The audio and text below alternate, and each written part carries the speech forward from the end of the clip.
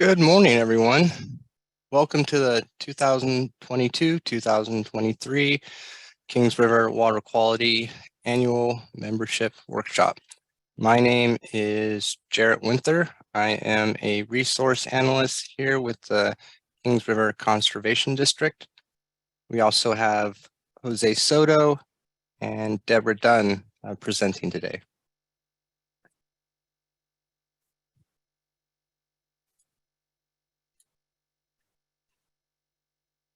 So just a real quick bit on attendance credit.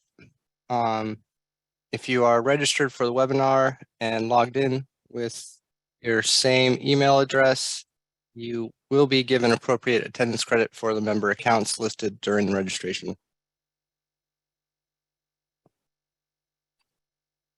If you did not register or are logged in with a different email address, please either notify the coalition via email or in the chat feature during the webinar with your member ID or member IDs for appropriate attendance credit. Please remember to provide all member IDs that you represent. Web portal attendance will be updated by April 1st.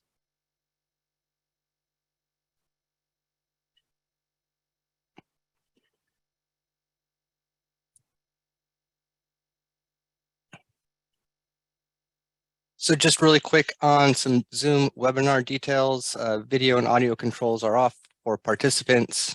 Questions and answers may be taken during or at the end of the presentation. Please use the Q&A to type a question throughout the presentation. Use the raise hand button to ask a question verbally. We do encounter some technical difficulties occasionally. Please use the chat feature for Zoom technical service and we will help you out as best we can. We do have Spanish translation available today. I am going to turn this over very briefly to Jose to give a quick message in Spanish to see if we do have anyone that is requiring those services today.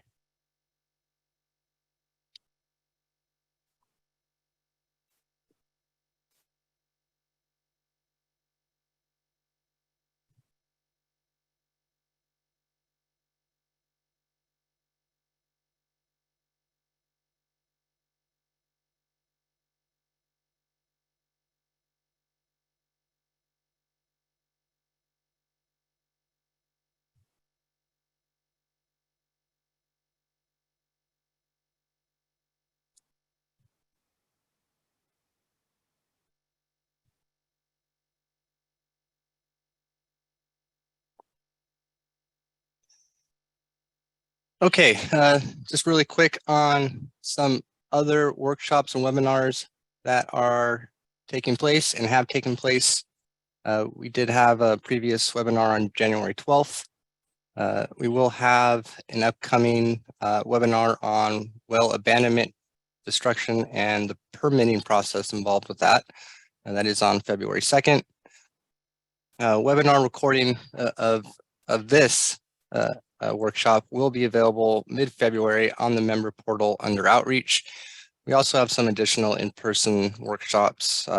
We had one previously in Kings County, January 19th, also in Selma on the 26th, and we will be having one in Easton on February 8th, and then Kerman on February 16th.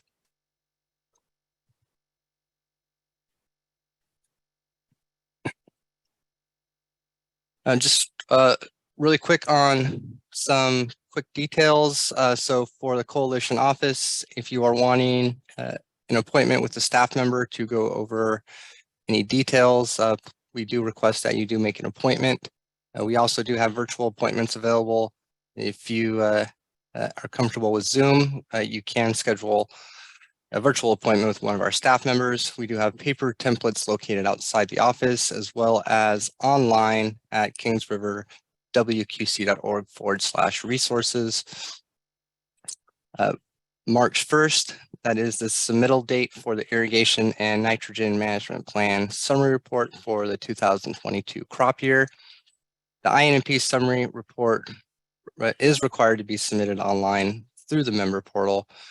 Paper submittals are not accepted.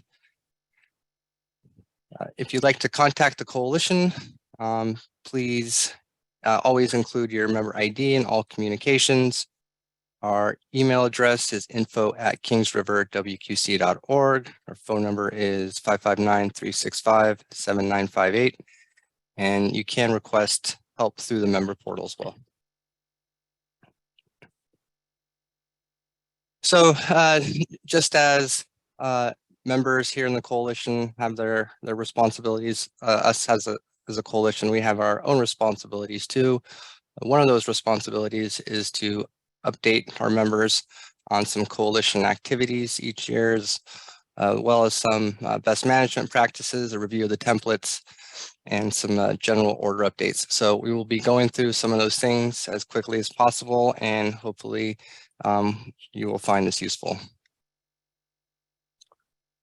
So the big date coming up is March 1st. That is the annual submittal date for reports. This year, the Irrigation and Nitrogen Management Plan Summary Report is due. That is required for all members, high and low vulnerability areas for the previous crop year of 2022. Again, all reports are submitted online through the Kings River Water Quality Coalition member portal. Paper submittals are not accepted. There will be a late fee assessed for any reports submitted after the March 1st deadline. So the summary report is what's submitted. The Irrigation Nitrogen Management Plan worksheet is what is filled out and kept on farm. So the requirement for that is just to start the planning portion this year. And if you need to have it certified, please do that. Those requiring a certification are located in a high vulnerability area, so that those are parcels in that area. Also, any parcels located within a low vulnerability area that have been identified as an outlier. You can check your outlier status through the member portal. Through your member information. We will go into that a little bit further into the presentation. If you are unsure of your self-certification status, so you've taken the certification classes before and you've passed the test and you're currently unsure of your status, please contact the coalition. Certification is not required if you are located within a low vulnerability area and not identified as an outlier.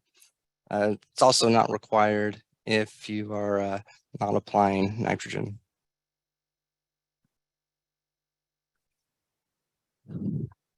So as far as the self-certification for the Irrigation Nitrogen Management Plan worksheet, so if you are, again, interested in self-certifying your INMP worksheet, the CDFA does offer an online training program. And upon successful completion, participants are then able to self-certify their INMP worksheets for their operations for a 3-year period. Within that 3-year period, 3 hours of continuing education would be needed.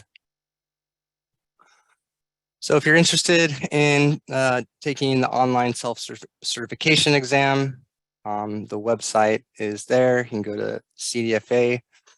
The training is approximately 2 to 3 hours, is self-paced, meaning you can stop and start at any time.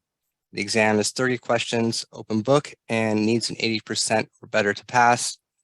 You do have 3 chances to take the exam. If you don't pass, after 3 tries, you can just go ahead and start over. Once you pass, you will receive a letter within 3 weeks notifying you of your eligibility status to certify your worksheets for your operations. Again, to maintain that eligibility, 3 hours of continuing education are needed within the 3 years from that initial exam date. So just a real quick reminder on enrollment. So all commercially irrigated farmland must be enrolled in the Irrigated Lands Program unless it's already covered under a different general order. This does include irrigated pasture. If you start farming new land, please make sure it is enrolled. And a great time to go ahead and Let us know what those new parcels are, update any acreage. It is always around the invoice time to get your invoice. You can go to the member portal, add, remove parcels, update your acreage.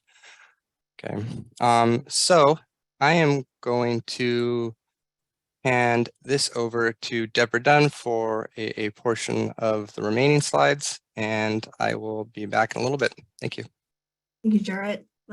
Before we begin on these slides, I just want to make sure that other folks aren't having difficulty viewing the slides today. I've been monitoring the chat, and it looks like a few people are. So if the majority of folks are having difficulty with the slides, please let us know as we continue through this. Thank you very much. I always like to start off with kind of an introduction of the team here. So give you guys kind of a brief introduction of what we do on a day-to-day basis. Jarrett Winther, he's in charge of our outreach events as well as our customer service. The emails that you get reminding folks about things, continuing education, outreach, the newsletters, that's all Jarrett. Also is responsible for some of our quarterly submittals to the regional board, as well as some of the efforts on the surface water monitoring side of things. Jose Soto, who is in the translation room, is responsible for our surface water monitoring, as well as our groundwater trend monitoring, which we do in the summertime. Also participates in customer service, as well as any other need that may arise with the coalition. Myself, I'm the coordinator for the coalition. I'm responsible for reporting to the board, as well as I do participate in customer service, as well as consultant coordination. I attend CV SALTS meetings, as well as management practice implementation plan meetings that are monthly meetings, CVGMC, which has to do with our groundwater efforts.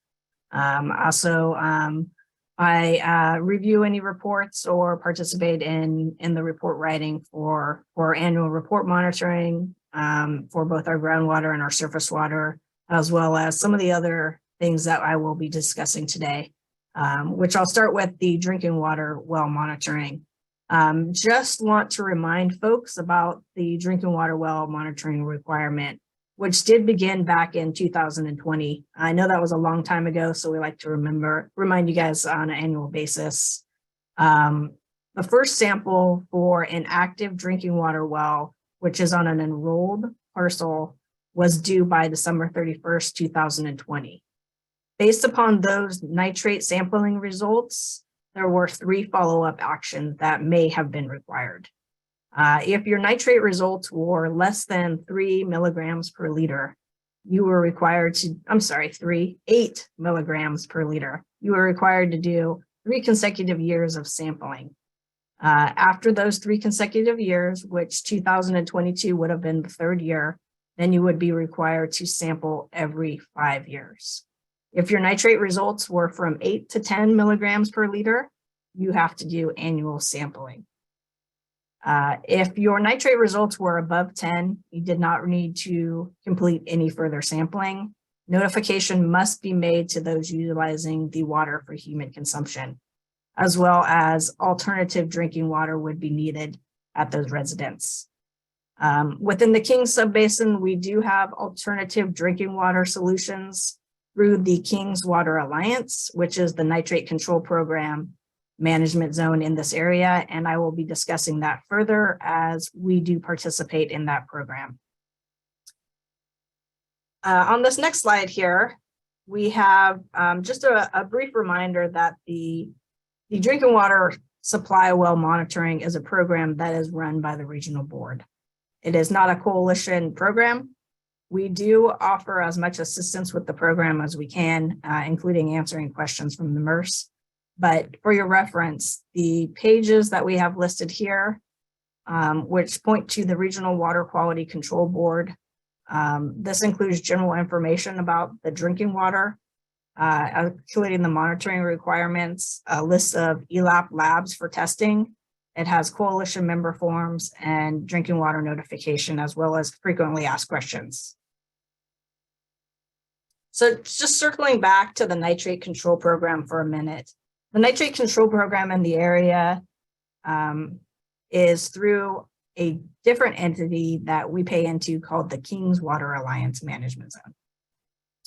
So over the last few years, the Salt and Nitrate Control Program was approved by the state of California in January of 2020.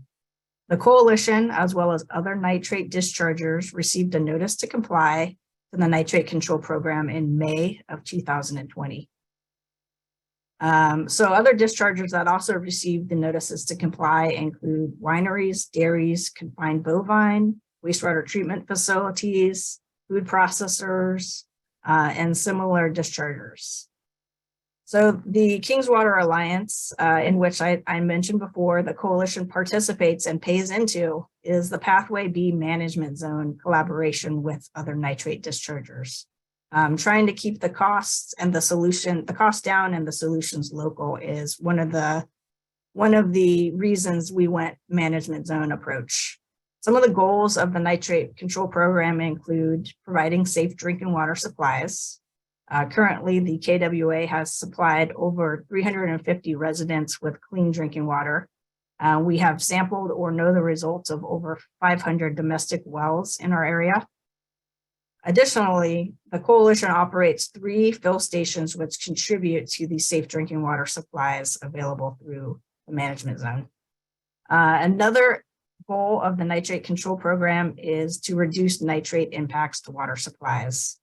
We're currently working on our next submittal to the state, which is the management zone implementation plan, which will identify how dischargers will work to reduce nitrates. Next, we're kind of going to discuss the salt control program. Separate than the nitrate control program, these notices to comply went out to dischargers in 2021. This is to address the long-term problem of salt accumulation. We elected to go path 2, which is the alternative option for salt permitting, which requires us to participate in the prioritization and optimization P&O study. This study not only evaluates existing conditions, looks at potential solutions, also implements a plan to achieve salt sustainability. This is a 10 to 15 year interim permitting approach, and we pay an annual fee to participate in the P&O study, as do other water quality coalitions. The next few slides that we're going to look at are the initial schedule and the current work plan of the P&O study. We briefly discussed this last year, and we're going to discuss it more, as well as it will be in future outreach activities from the coalition, including the newsletter. So this next slide shows a timeline of 4 years worth of work here. It's broken down into several groups of tasks. The blue is data development and management. The yellow is baseline future characterizations of salt conditions. The green is salt management targets. The brown is salt management tool development. The gray is additional technical and regulatory tasks, and purple is administrative support tasks. As you can tell, this is a very, very complex and involved work plan for the P&O study. Here we are right now sitting in Q1. This was the initial schedule for this salt study. As the consultants have gone through, they have made changes to the initial schedule.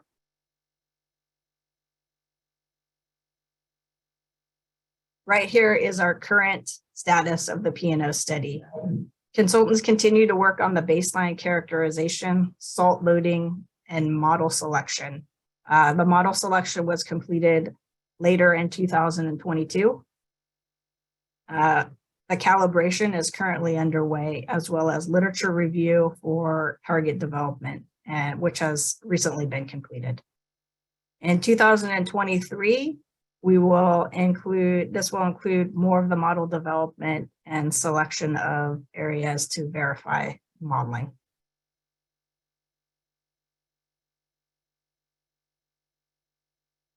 So this slide just includes more information on key 2023 tasks.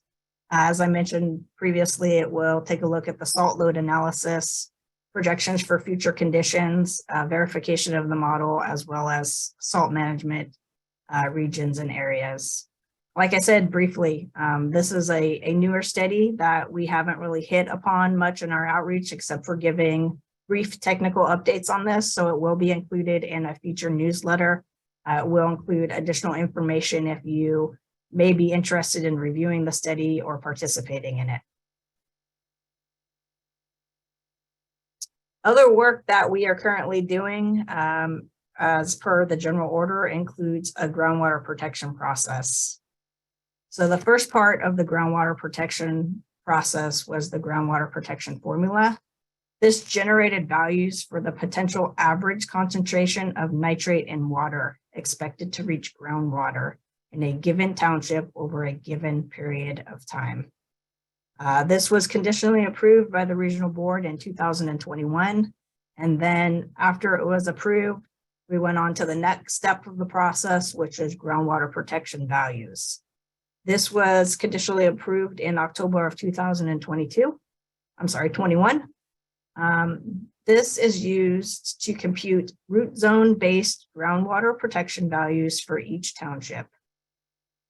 These values reflect discharge estimates from the bottom of the root zone and do not consider post root zone processes like recharge that may affect the concentration that reaches groundwater.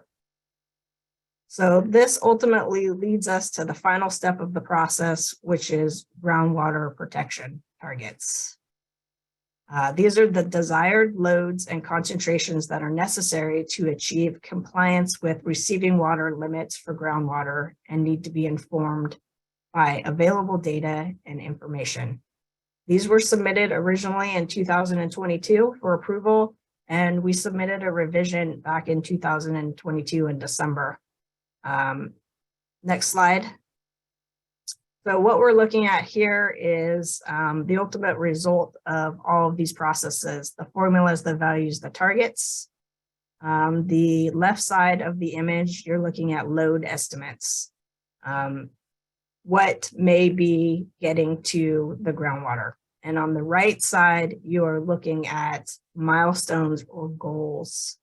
These are prioritized load reductions in a township for nitrates. We are currently working on additional outreach to members on all of these studies that have been done and all of these processes. As soon as these materials have been approved by the regional board, we will be sending out these outreach materials to you so that you know what impacts it may have. Additionally, at our next coalition board meeting, we will be having the consultant who did the modeling discuss it further. Additional activities that the coalition is involved with monthly and quarterly as well as annually include surface water monitoring. We did do 5 of our 8 sites. We did monitor in 2022. In 2023, we are already at all but 1 of our sites have been monitored. We did have exceedances and we do have new management plans that were triggered, including I believe we had an E. coli as well as a dissolved oxygen that were triggered. Next slide, please. Groundwater trend monitoring. We have additionally outreach previously on this, trying to get additional participants in the program. In the summer of 2022, we completed sampling of 48 upper aquifer wells. We did this in July and August. We are currently working on a methodology update for our trend monitoring plan, which will be due to the regional board on May 1st. It may require additional wells being added to the network, so we may be looking for volunteers in the near future. If you are interested, please let us know. And a brief update for you on the State Water Resources Control Board fees. Fees did increase this year by 3.9%.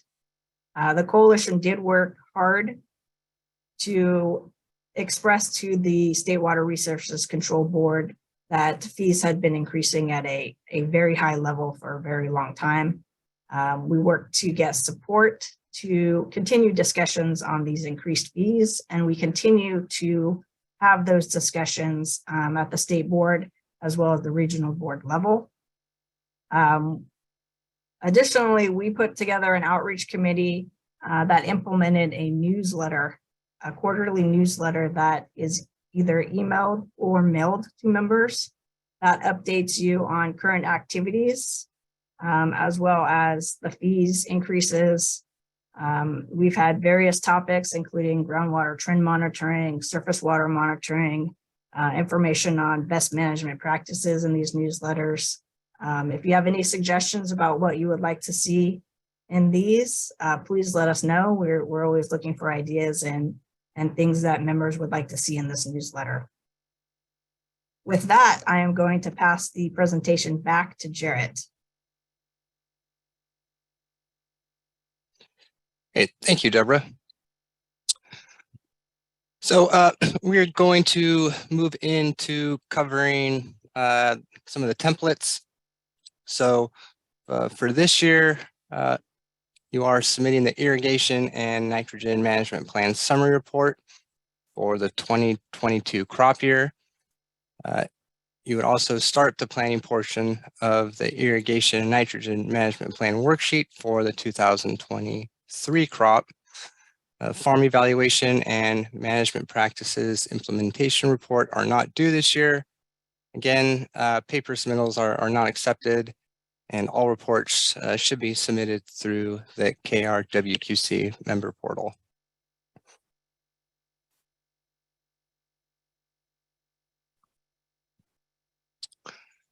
So we're going to start off with the irrigation and nitrogen management plan worksheet.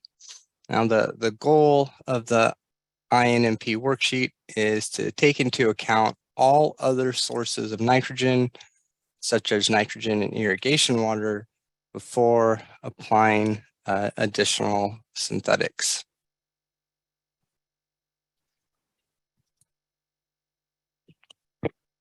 Now, this is the front page, or the first part of the irrigation and nitrogen management plan worksheet. This is an example of it. It starts by asking if you are identified as a statistical outlier last year. If you are unsure of this information, you were sent a summary of your nitrogen evaluation data that was mailed back in November, December. You also have access to that information through the member portal, through your nitrogen evaluation, or through the member information modules.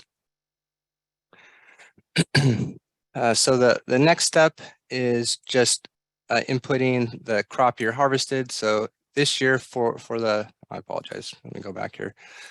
This year for the worksheet, we are looking at planning out.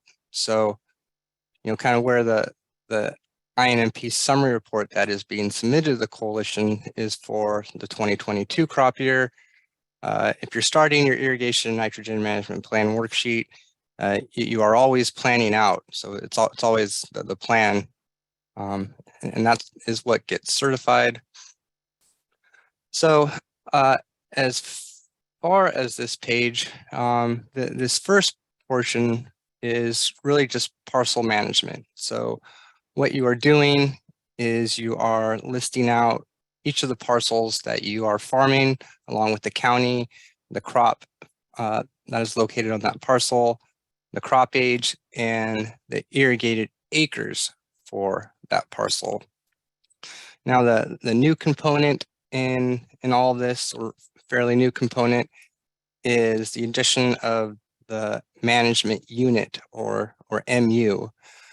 The management unit does allow you to group fields.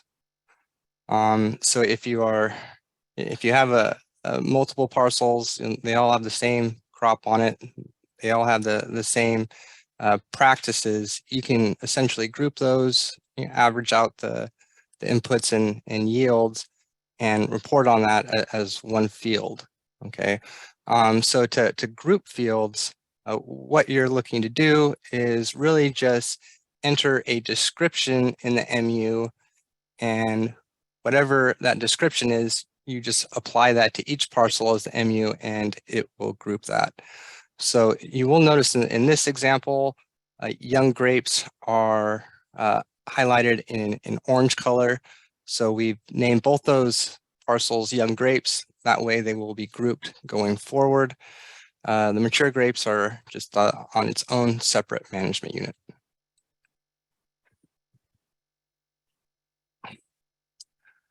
So again, this is just kind of another definition of management units. Again, it's just used to group your parcels, and MUs included in fields that are managed in the same way and are grouped together using the management unit description, specific crop, and year planted.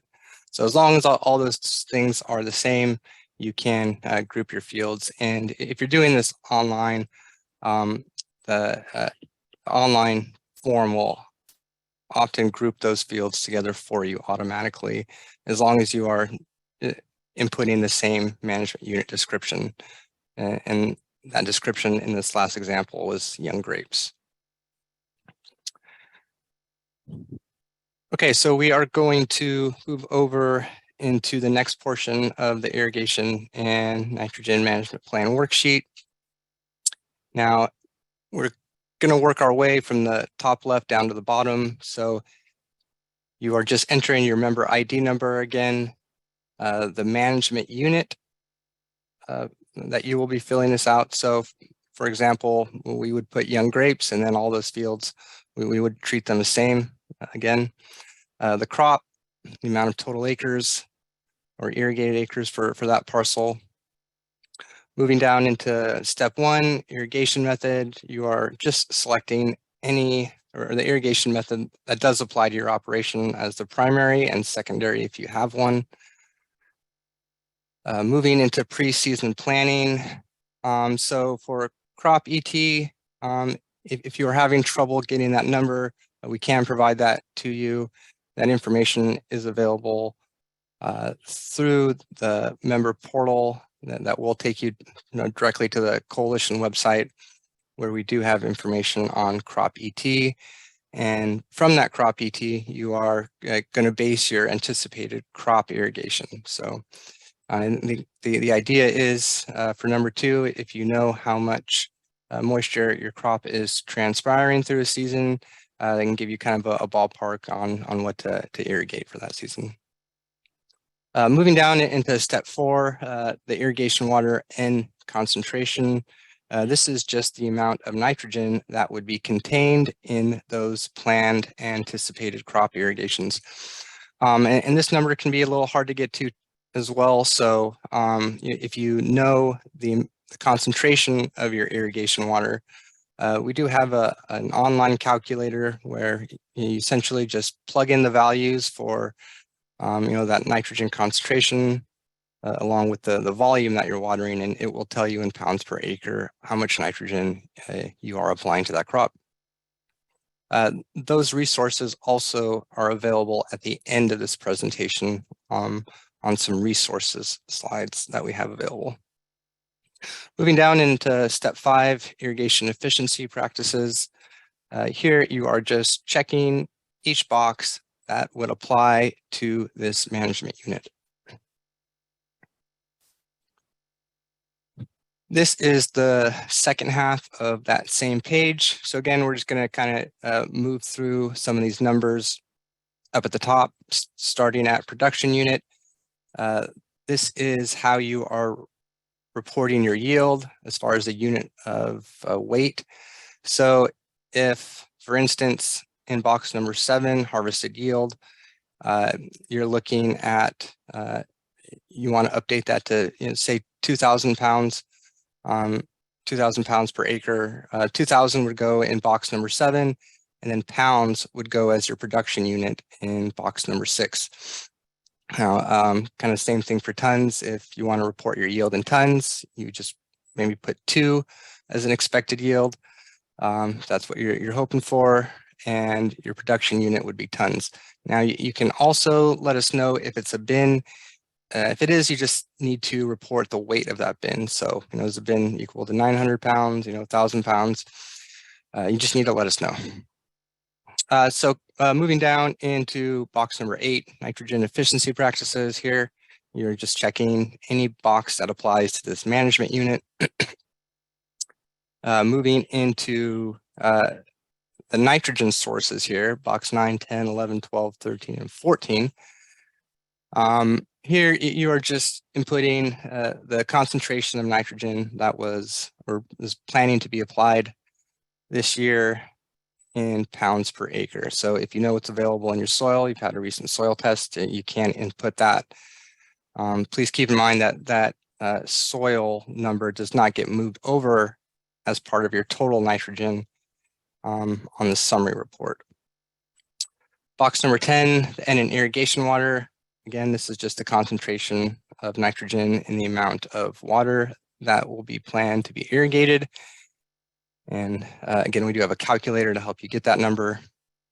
Box number 11, organic amendments. So if you're applying compost, manure, or other, you just need to report the amount or the percent of nitrogen in pounds per acre that is available through that compost in that year. So just a percent of nitrogen available to that crop that year in pounds per acre. A pretty common mistake is reporting the total weight of that organic amendment. So we're just looking for the amount of nitrogen in pounds per acre available that year. Box number 12, this is where you're going to report your synthetics. So that one's pretty straightforward. Again, 13, same, you're just reporting the amount of nitrogen in pounds per acre that you applied through any foliar and then totaling up your nitrogen. So that would essentially complete your worksheet for that year. You have it certified. And at the end of the year, after the season, you come back in, you take a look at column B, which is the actual column. And that is where you're going to put in the numbers that were actually used during that year. So if you needed to divert from your planned nitrogen applications, that's totally fine. You're just putting the actual numbers as far as what happened that year and what the actual yield was for that year in that actual column.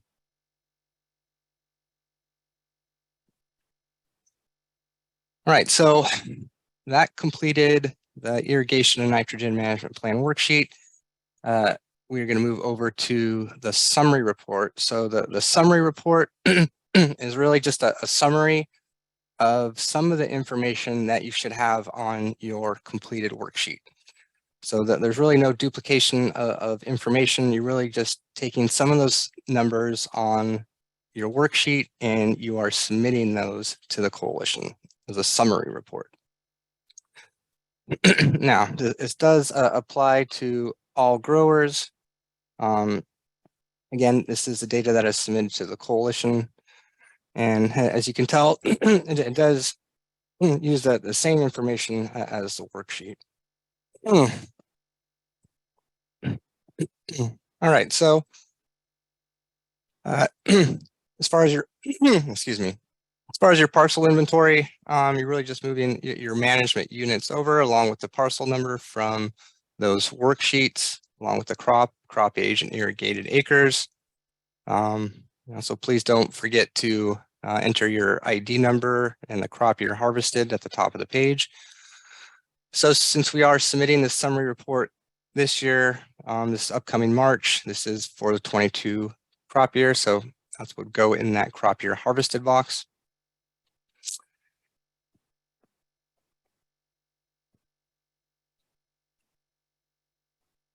Right, so this is the second page of the summary report. Again, we're just going to kind of work our way down. Up at step one, you're really just inputting some details here, your member ID number, who the forms were completed by, the year harvested and submittal date, your outlier notification. So if you are unsure of your outlier status, please again refer to your nitrogen evaluation package or the member information module on the member portal. Step 3 is certification method. So how was your irrigation nitrogen management plan worksheet certified? Did you attend one of those self-certification classes? Maybe you had a professional do that. Maybe you don't apply fertilizers and you have that option to self-certify without actually taking the class if you don't apply fertilizers at all. Moving down into step 4. So in the field or management unit, this is where you're going to be copying over each of your management units that you farm, along with the crop on that management unit, the crop age of that management unit, the total acres of that management unit. So, all the parcels combined, the total acres combined for that management unit. And then the concentrations through the different sources. So how much nitrogen was applied to that management unit, along with organic amendments. Again, just reported as nitrogen in pounds per acre available that year. Synthetic fertilizers, foliars, and then you are going to input your yield for that year, along with the production unit. Again, you're reporting a yield of 2,000 pounds. Your production unit would be pounds. Your yield would be 2,000. And then that last box, yield info. So if it's a new crop, maybe you want to let us know that it is non-bearing at this point. If there was maybe some damage within a year and there was no yield, please let us know that there was no yield due to weather damage.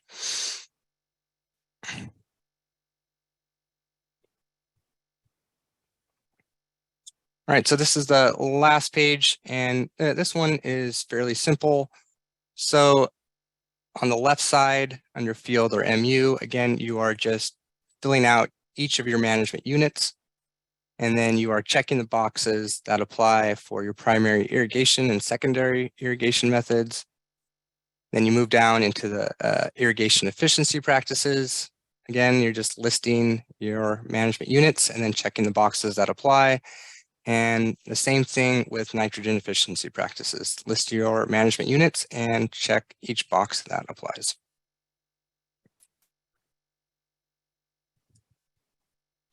All right, so we are going to jump over to how to log into the member portal very briefly. We've covered this a little bit more in detail in past years, but we're going to kind of succinct this a little bit since everyone, for the most part, it has been logged in and is kind of used to the member portal at this point. So we're just going to give you a real quick refresher on how to get there and how to log in.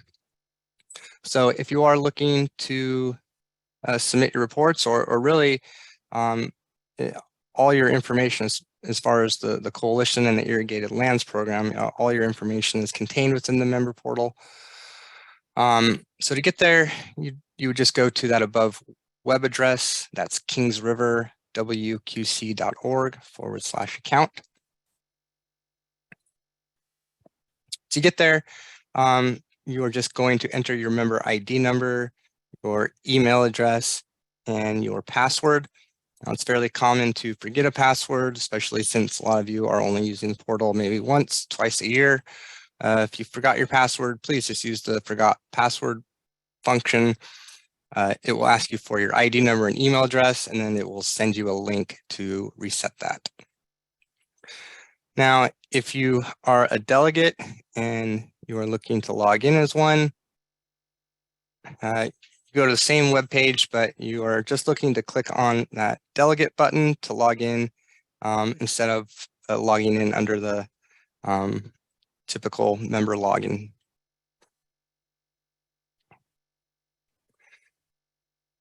Now, if you are unsure of who a delegate is, now essentially a delegate is someone who's been designated to submit reports for you on your behalf. They have their own login. What happens is they log into their account, they request access to your membership to submit your reports. You approve that access. If you don't have an email address or you don't have access to the member portal, you can call the coalition and we will help you connect your delegate for you.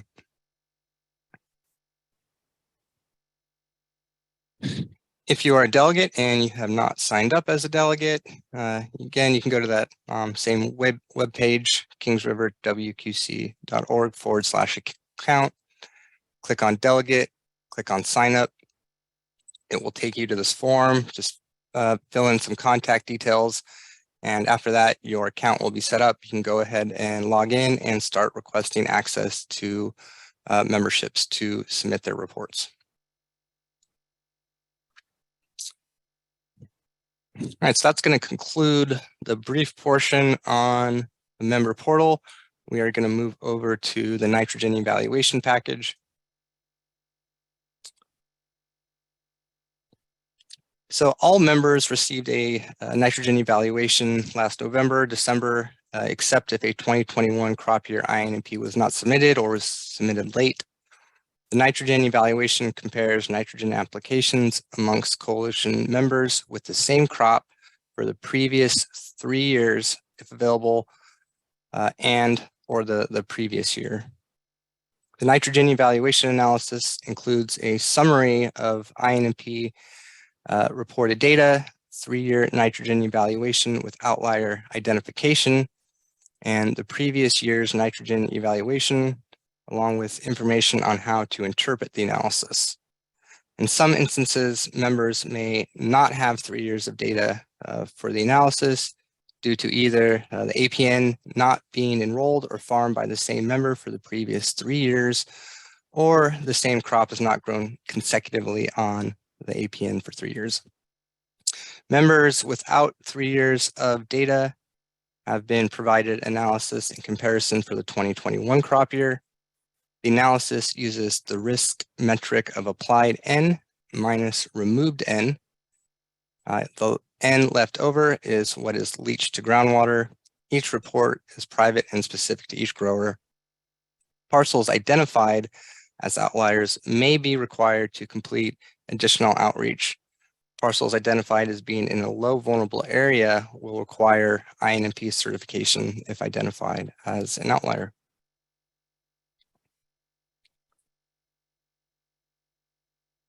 This is a portion of the nitrogen evaluation mailed last November. So some of the important numbers to look for here are A over R and the outlier A over R. The A over R is a measure of agronomy efficiency. So values near or equal to 1 indicate the amount of nitrogen applied was the same as removed. An A over R ratio of 2 indicates that twice the amount of nitrogen was applied than removed. The outlier threshold for this crop, which is corn, for the 2021 year is 1.34. And this field received an A over R of 1.41, which would put it past the outlier threshold for that year. Another valuable number to look for this is the estimates A minus R, or nitrogen applied minus nitrogen removed. This will give you an idea of the amount left after harvest.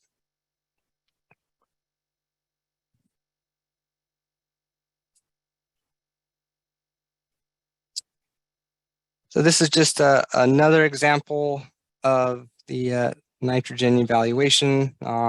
This is an evaluation that was not identified as an outlier. You will notice the outlier threshold is noted on the graph as a dotted red line, and this parcel for this year has an A over R of 3.32. The outlier A over R is 5.28, so this field or management unit is well within the outlier threshold for this year.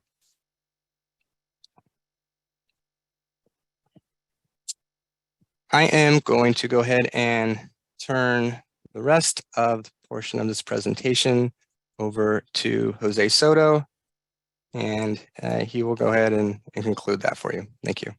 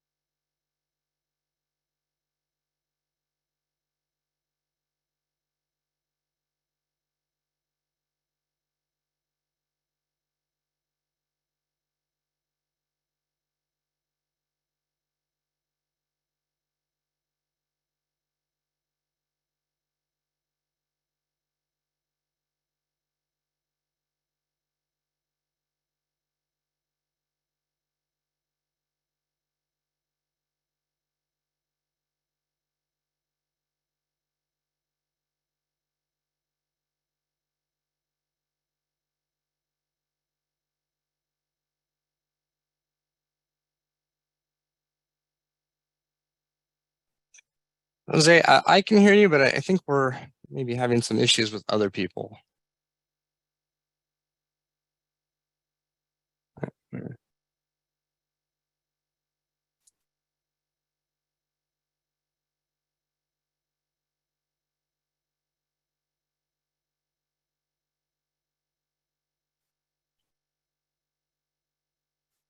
Yeah, I can see you, Jose. Yeah.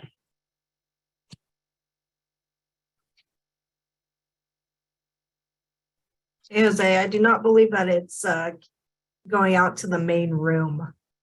I think that maybe in the interpretation, you need to switch it.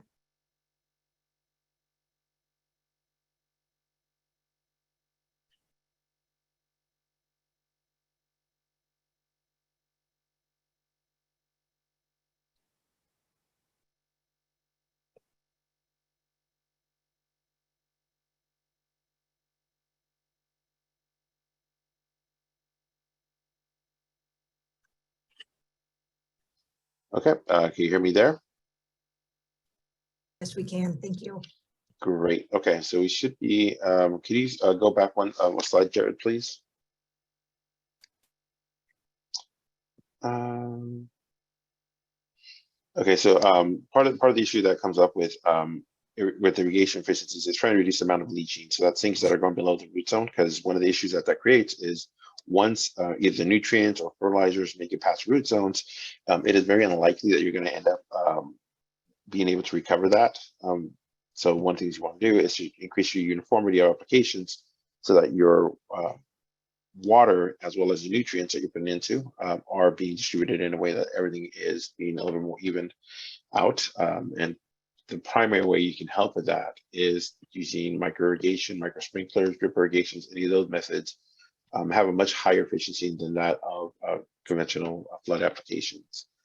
So one thing is, if you wanted to look a little bit more into that, one of the things that is available, it's a free resource that's available to the Kings River Conservation District's website, is AgLine, which what that has is the amount of water that a crop has used. We have listed about 30 different crops on there, and you would get a list of how much evapotranspiration has occurred for that week, the week previously, and what's interpreted as its crop water use for the following week. There are other services that do have that as well. So that's just something that you guys have available to you in case you wanted to see how much water is being used. So other critical thing that having a micro irrigation, drip irrigation, micro sprinkler system allows you to do is to really implement the 4 R's, which is the right material, the right place, the right time, and the right amount. Particularly with the right material, you want to make sure the fertilizer you're applying is being put out in a way that it is able to be taken off the plant at the point where it is growing, or having the root flush, where it is having the growth period of it.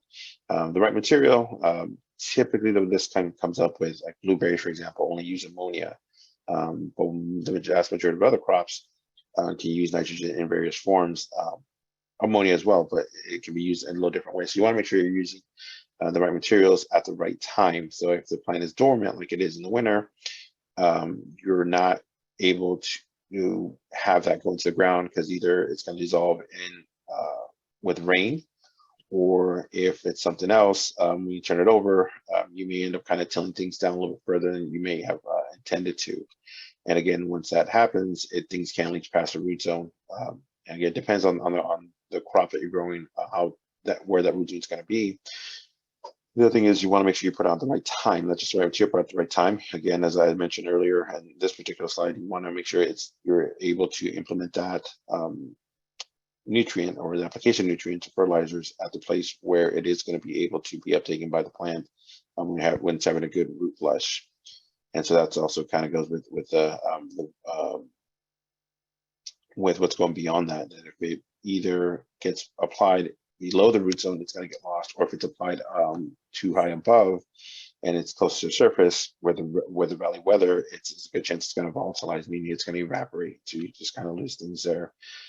So again, that's where being able to apply in a manner where you're able to apply the water to moisten the ground, put the put the nutrient out in liquid form, and then put a little bit of water behind that. That'll help push it down and keep it in the area that that plant is going to be able to utilize it to the most efficiency. But the other thing that kind of comes up is you want to make sure you're using the right amount. You don't want to apply a full slug of it. Similar something to like you do like broadcast application where you just have a pelletized fertilizer, you just apply it all at once. You may end up losing some of it because of volatilization, but also you may just end up feeding other areas of the field that you don't want to feed. So switching over to micro irrigations, micro sprinklers, drip irrigation, it allows you to just really keep that in the root zones, and you're able to put it out in a manner where you're only putting out small amounts of it. Spoon feeding is usually what it's referred to, versus where you put it all out at once.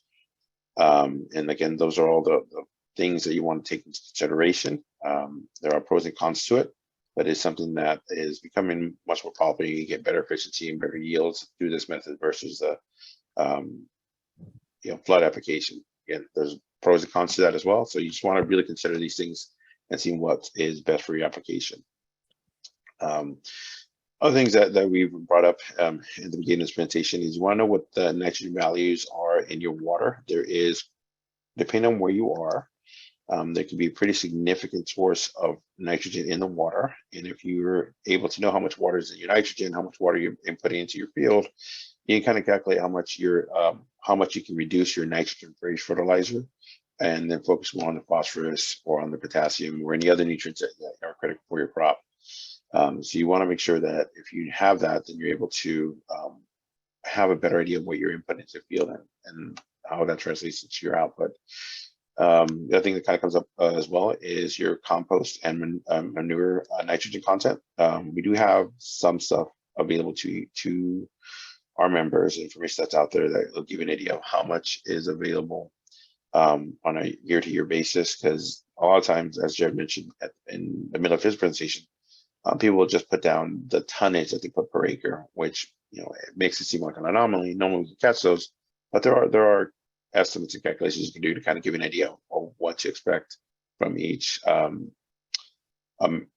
application of manure or compost. Some sellers do provide an analysis of that, some do not, but for those that do not, we can give you guys an estimate, and I'll go a little bit into that at the end of the presentation for those things to go. We're going to go a little back, Jared, just a little bit too forward. Again, the other thing that you keep in mind too, that Jared mentioned, is your nitrogen feedback reports. It gives you an idea of where you lie, where you stand in terms of the threshold and kind of what other people may be doing. And again, you want to know if there's a surplus in the soil, if there's anything that's being potentially left back, so that you're able to, again, maximize your efficiencies as much as possible. Other recommendations we also make is if you want to use a cover crop. A cover crop is when you have a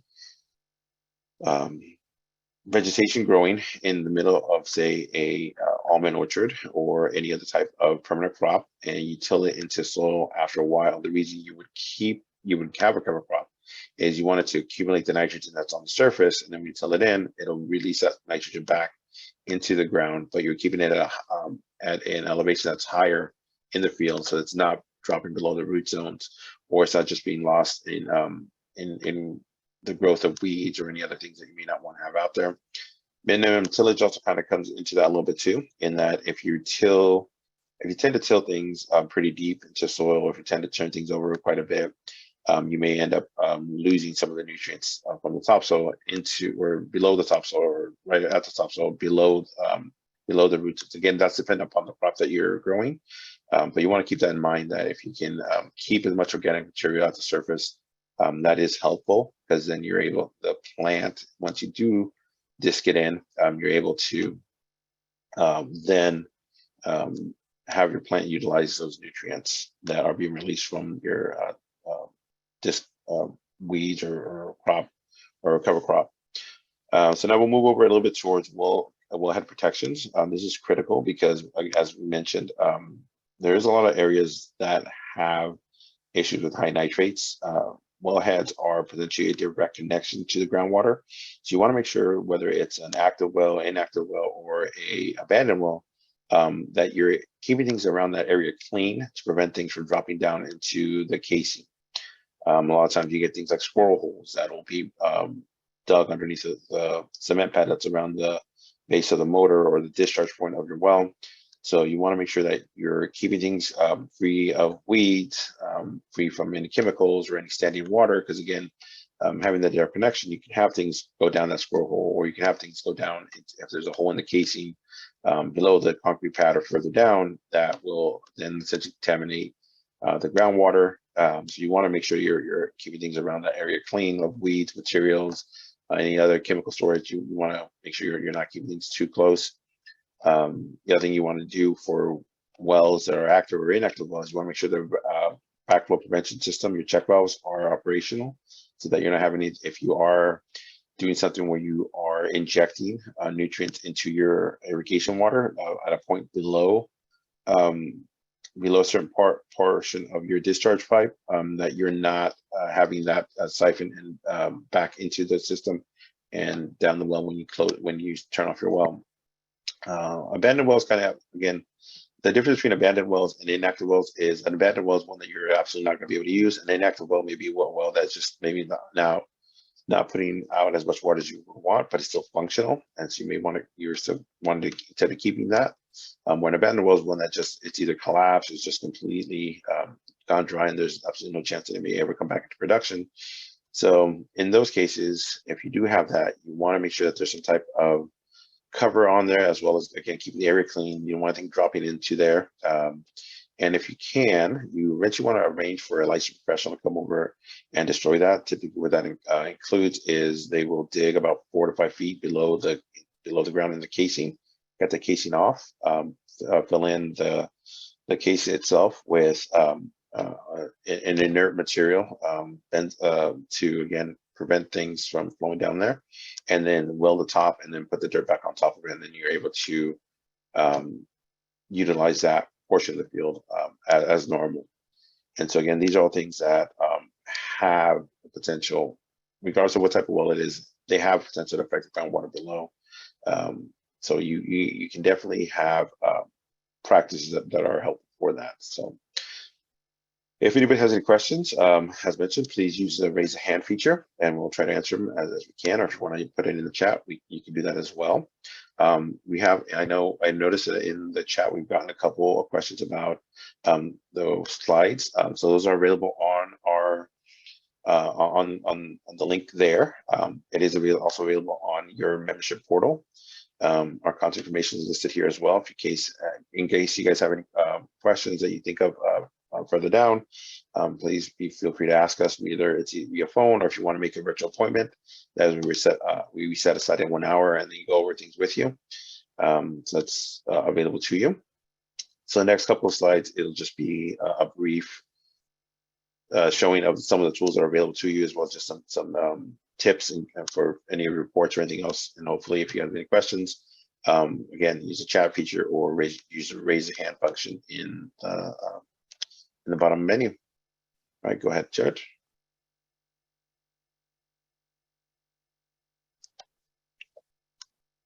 Go ahead and go forward. So these are some of the resources available to you. So again, we kind of come up with box 10 of the planning portion of things. It asks for the nitrogen in the water. So there are calculators online that you can use. There's also some basic formulas that are available that you guys can utilize if you know the nitrogen value in your water. That's something where if you use something like a pool test strip for nitrates, that you can use that as an input to calculate things out. And then if you know how much water you're using, if you're using something like a pressurized system, a lot of those have flow meters, so then you know exactly how much water you're using on a yearly basis. If you don't, you can also use evapotranspiration as an estimate for how much water you're putting, as well as then kind of figure out the difference between what's being used and not. So this is the other thing that comes up, I mentioned earlier about the organic amendments, fertilizers and compost. This is something where we also get the issue of people just inputting the whole amount that they put into the field versus or they'll just put the tonnage per acre that they use. But again, you got to keep in mind, not all of of the manure or the compost is 100% nitrogen. There is some of it that is going to evaporate just over time, but also generally you can assume there's going to be about 25 tons of nitrogen total. 3 of them are going to be forms of ammonia. About 22 are going to be available as organic nitrogen.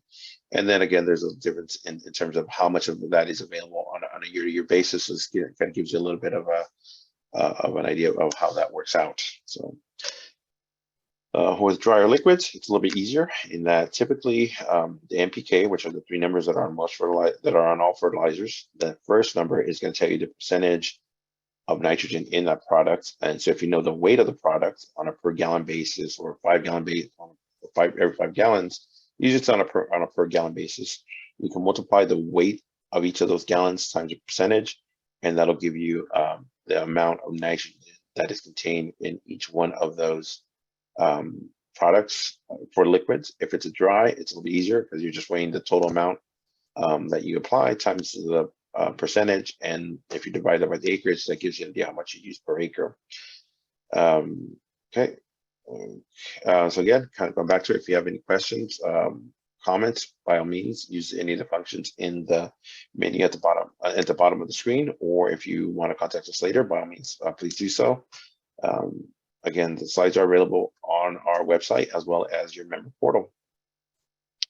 So thank you guys for attending. We'll stick by for a few minutes to see if anything comes up, and we'll go from there.